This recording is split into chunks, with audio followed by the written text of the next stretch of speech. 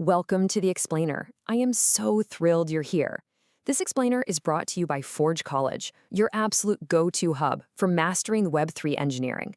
Today, we are metaphorically unrolling a massive, incredibly detailed blueprint, implementing transaction logic with the Solana agent kit. This fits right into our broader look at executing transactions autonomously for agents on Solana. If you've been tracking with us, you know our last lesson covered secure wallet management for agents. We built the secure foundations there. But today we actually make our autonomous agents do things on-chain. Okay, let's dive right into this. Here is the exact schematic we'll be covering today. 1. From keys to action. 2. Constructing the transaction. 3. Preventing accidental duplicates. 4. The signing process. 5. Submitting and smart retries. And finally, 6. Review and next steps. Starting off with Section 1, from keys to action, setting the foundation. Now, I absolutely love the contrast we're looking at here. In our previous lesson on secure wallet management, we focused entirely on the vault. Storing keys behind encrypted walls, using short-lived delegation, it was all about defense, right? But today is all about the conveyor belt. We are literally building the conveyor belt for our automated AI factory. Our agent needs to execute transactions autonomously, and this is the runtime logic to get us there. Building instructions, getting signatures, submitting to the network.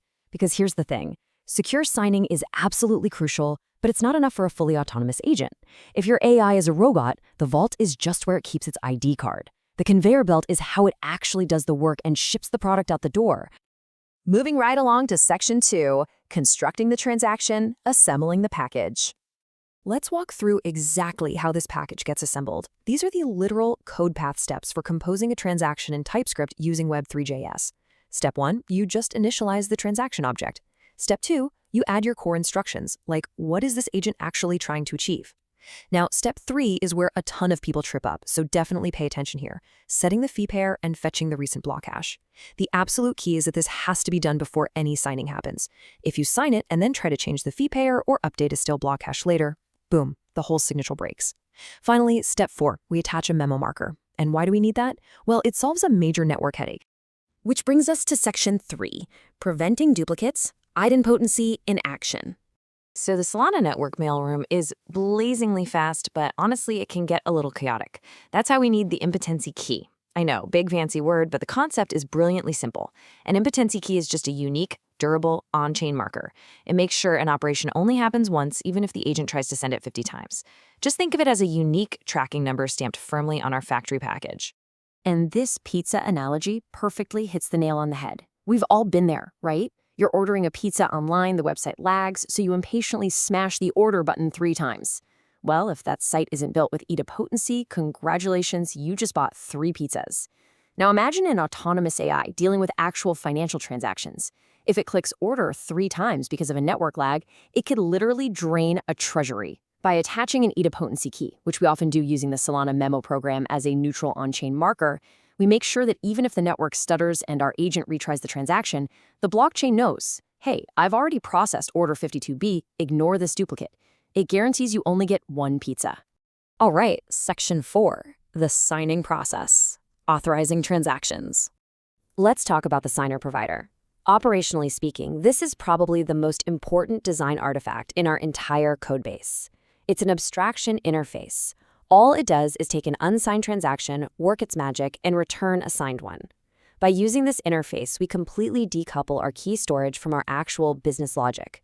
Your agent's transaction code doesn't need to know how the signature is created. It just needs to know who to ask for it. And because they're decoupled, we can seamlessly swap between these 2 methods. We could use in-process signing, where the agent holds a memory Keypair and just calls partialSign locally. Or if we need higher security, we can use an external signer service, delegating the signature out to a remote, highly guarded networked adapter. Since we built that signer provider abstraction, we could upgrade our robot from local signing to an enterprise-grade external signer tomorrow, and we wouldn't have to touch a single line of our transaction assembly code. That is just smart engineering. Next up is Section 5, submitting and smart retries, handling network drops. So, our package is assembled, signed, and stamped. But what happens when things go sideways? What exactly should our ultra-smart AI do if the network drops the package? Because believe me, It happens. Nodes go down, RPC endpoints throttle you, block hashes expire. We have to teach our agent to distinguish between transient errors, which are just temporary hiccups, and permanent failures, like having insufficient funds. If our AI hits a temporary glitch without explicit rules on what to do, it might just melt down, throw an exception, and crash the whole system. We need a solid game plan. So we give our AI some exact engineering specs for a retry table. Let's look at this setup. We start with an initial delay of 200 milliseconds. We cap the max attempts at 5 to limit retry aggression because we really don't want to just spam the network forever. But the real magic here is the multiplier of 2.0. This is what we call exponential backoff. If the transaction fails, it waits 200 milliseconds. Fails again, waits 400. Fails again, 800.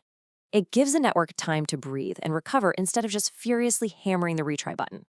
And then there's jitter. Honestly, jitter is absolutely my favorite networking concept. It's exactly like polite knocking.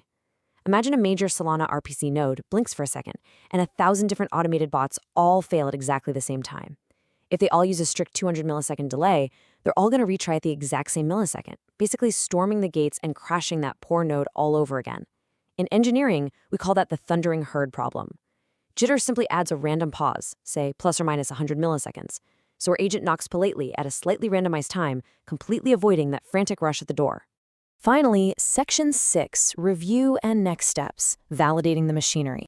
We've got the blueprint, but you can't just assume this all works perfectly. You have to actually prove it on devnet. So here are your concrete checkpoints for success. First off, your function has to return a final confirmation status, not just a basic sent message.